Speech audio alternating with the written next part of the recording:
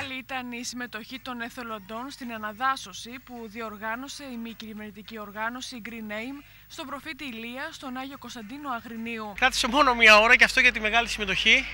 Πήγε πολύ καλά. 200 νέα δεντράκια φυτευτήκανε, 200 πευκάκια. Είναι το δέντρο αυτό που και στην περιοχή κατόπιν υπόδειξης και του δασαρχείου αναπτύσσεται. Θέλουμε να πιστεύουμε ότι πάνω από το 50% θα ευωδώσει και θα πετύχει, θα αναπτυχθεί. Δίνουμε λοιπόν σήμερα το μήνυμα του εθελοντισμού, το μήνυμα αναδάσωσης και το μήνυμα περιβάλλοντος. Η Green Aim υπόσχεται, όπως σας ξανάπα, πολύ γρήγορα να ακολουθήσουν και άλλες τέτοιες πρωτοβουλίες.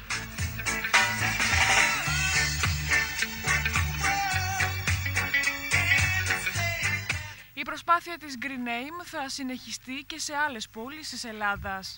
Συνεχίζουμε, ο επόμενος σταθμός τώρα είναι το Ναύπλιο, ακολουθεί η Σύρος, η Σπάρτη και η Αθήνα. Αυτό είναι ο προγραμματισμός, ο άμεσος προγραμματισμός που έχουμε ήδη.